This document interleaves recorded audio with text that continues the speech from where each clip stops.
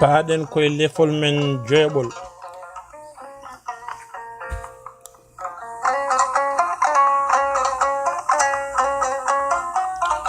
En puɗɗorima inde Allah jurmotoɗo jurmitoɗo. En juuli e ko makko ɓurnaɗo Muhammadu, yo jam e kisal gon e mum biiɗo. On baraɗo ngam dandude fittandu mum ko cahudinɗo. On baraɗo ngam hisnude jawdi mum ko cahudinɗo. On baraɗo e dow tabitinde neɗɗankagal mum ko cahudinɗo.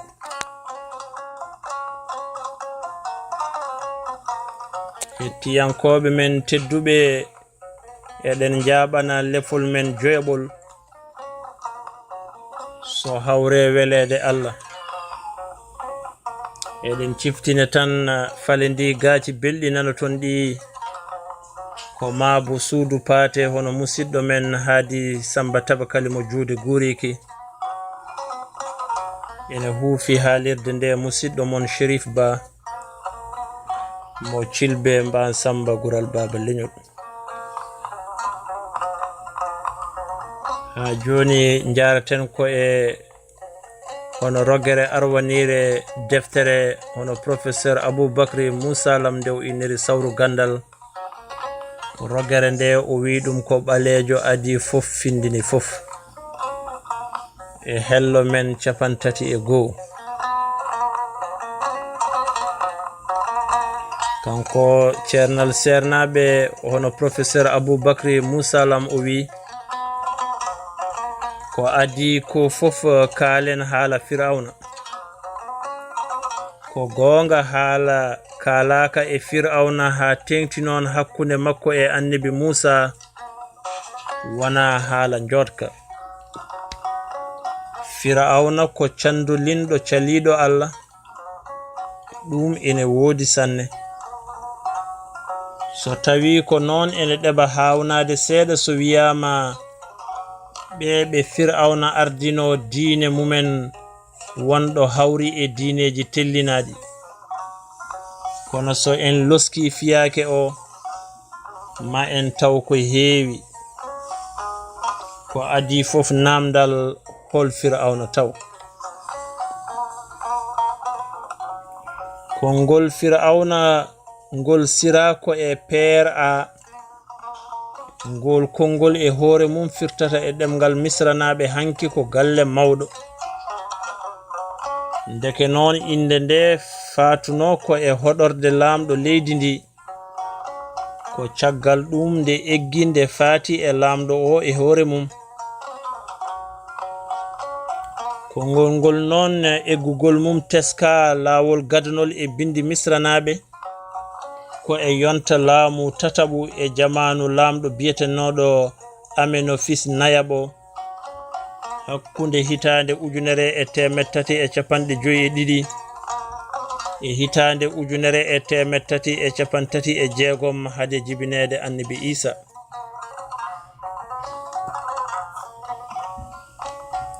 Ɗum noon so tawi fawa tan ko e bindol wiyete ko konngol ngol walla inde nde leeli feñje e pinal Misra hanki.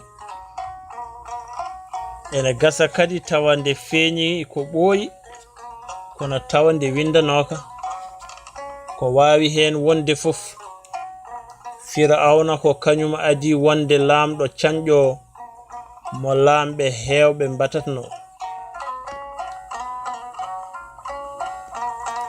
Firawna noon wonano laamɗo tan haaɗi ɗon, ko kanko kadi wonno mawɗo diine Misra. E on bange ko kanko wonno laamɗo allaji leydi ndi fof ha tengti noon e ree e amen ɗi ganduɗa ko ɗin ɓurno darjude e won sahaji e nder Misra.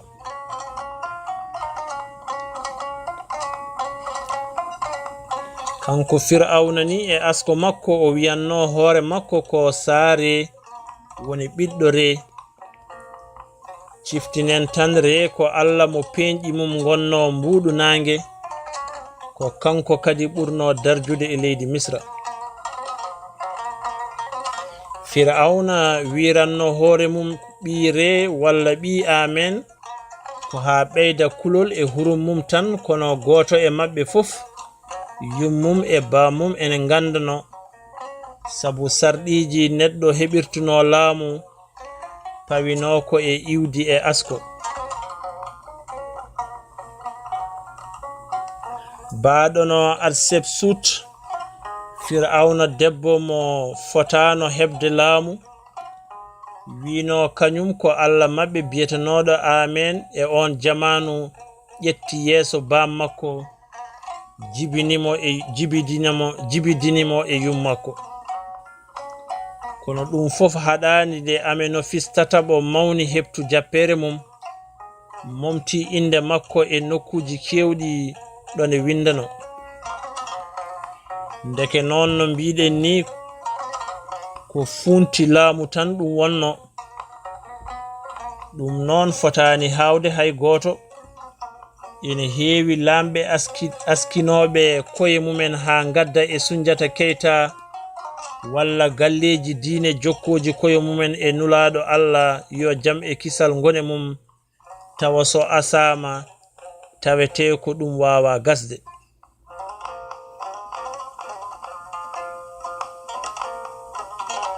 Ndeke noon feere Fir'auna nde ene doga ha joni. Ƴewtinden ha feere nde, so en jali Fir'auna jalden hen leƴƴi dariɗi hande ene mbarodira. Goto fof ene wiya ko diine mum tan woni diine, te ko kañum Allah suɓani hoore mum e nder leƴƴi fof. En majjani luural gongal hakkunde Qur'ana e Injil ko faati e Annabi Isa. Mawɓe Injil mbiyata ko ɓi Allah, ɗo Qur'ana siftini e ikhlas, wande Allah jibinaka. Ndeke noon luural mbele neɗɗo ene wawi askitinade jokka e Allah to ummi ene woɗɗi te ɓooyani ko ngal taƴa e Qur'ana.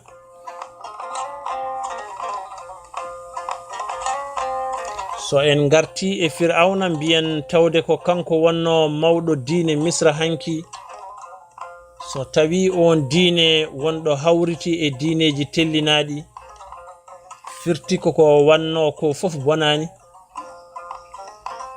Ko hawriti e diineji tellinaɗi koko moƴƴuno, sinno koko bonno ɗum tawetake e ɗin diineji. Ɗum ɗo haqqille celluɗo mo fulkitaki fof ene foti wawde ɗum jabde. Fir'auna ndeke fiilino ko leppi ɗiɗi, lefol laamu e lefol diine, te wona goto o wonno.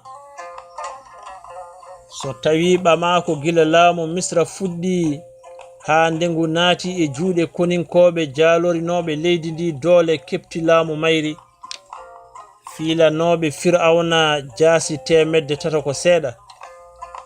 Hewɓe e mon noon cikkata Fir'auna ko goto tan, waɗi noon ko noɓe potiri hewde ni fof, ko goto hen tan ɓuri lollude e Injil e Qur'ana fof. On Fir'auna woni Fir'auna kawruɗo e Annabi Musaa o.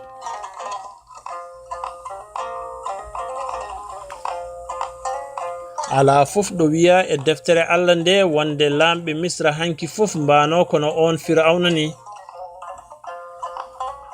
sinno kamɓe fof kono makko ni ɓe mbano. Misranaɓe hanki gonɗintano ñawore mayɓe, aljanna e jeygol, wurtude caggal mayɓe e ko nandi e ɗum.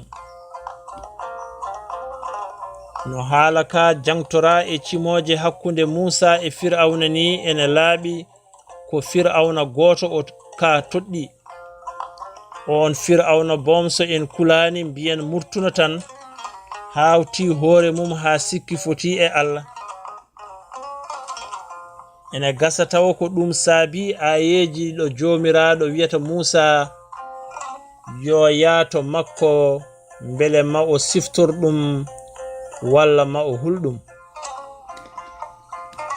so en gasi haala ka en paamat wonde hade ma siftorde ma ganda taw hade ma huldene kay ma ganda neɗɗo siftorta ko anda hulata ko anda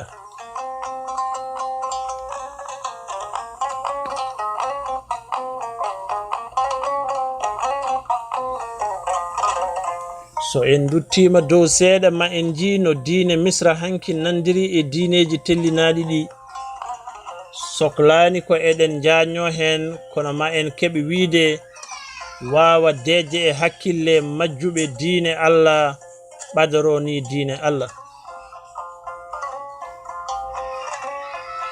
ndeke noon mbiyen Fir'auna Musaa o ɓuri ɓadade ko gandunoɗo Allah murti nelda ciftinowo yo siftin ɗum maale mum ene ngoodi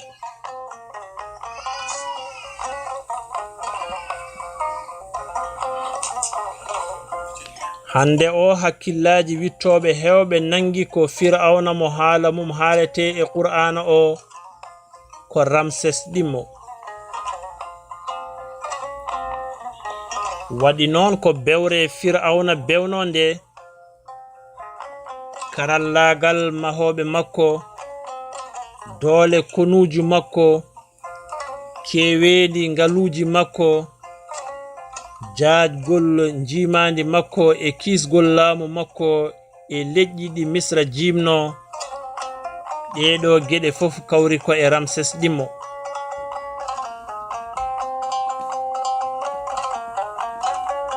mo ƴeewi portaleje Ramses ɗimmo cehaɗe e kaaƴe Abu Simbel kanko e joom suudu makko nefertani mo ƴeewi gabriji ɗi o mahanno hoore makko e juulirɗe taarinoɗe ɗumen yeddata wonde Ramses yehino ha sikki ko Allah nden jumre noon wona kanko tan heɓtino Namaruda e jamanu annabi Ibrahima daɗano e mayre ari e Qur'ana wonde goto e rewɓe Fir'auna Musaa o ene gonɗinno Allah ɗabari andini en e deftere mum fatunde e laamɓe e nelaɓe hanki wonde debbo o wiyeteno ko Asiya nden inde ene wawi hawridde e inde goto e rewɓe Ramses ɗimmo biyetenewɗe e ɗemgal mabɓe Ast Nefret ene gasa tawa ko Asta wonti e kuɗol ɗabari Asiya caggal nde ta battidiɗo o saami ta e ɗemgal Misra naɓe hanki ko mande dewol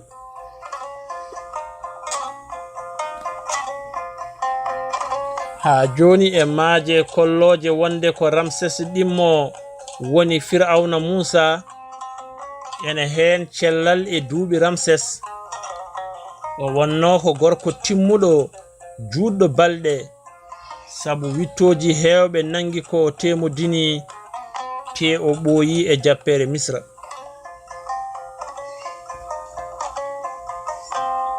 ha joni e maale jogaɗe ene anda wonde Ramses dahino Israil naɓe hewɓe addi ɗumen Misra ina liggina ɗumen no maccuɓe ni e Injil ari ko kamɓe ɓurno tampude e maagol gure biyetenoɗo Piton e Pi Ramses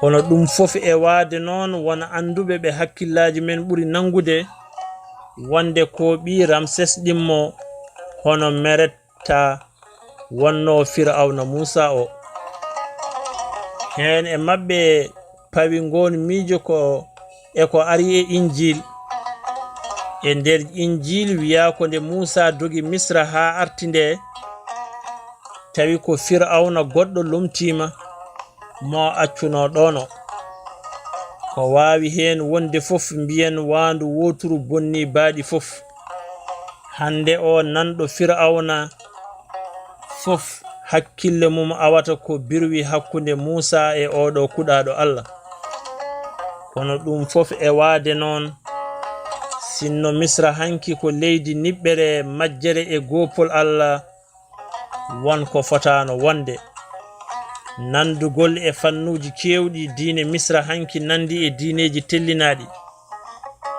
ha joni ma won yeddittoɓe ngol nandugol ɗum noon duttoɗen hen seeɗa so Allah jaɓi wonoyta koye lefol men garawol.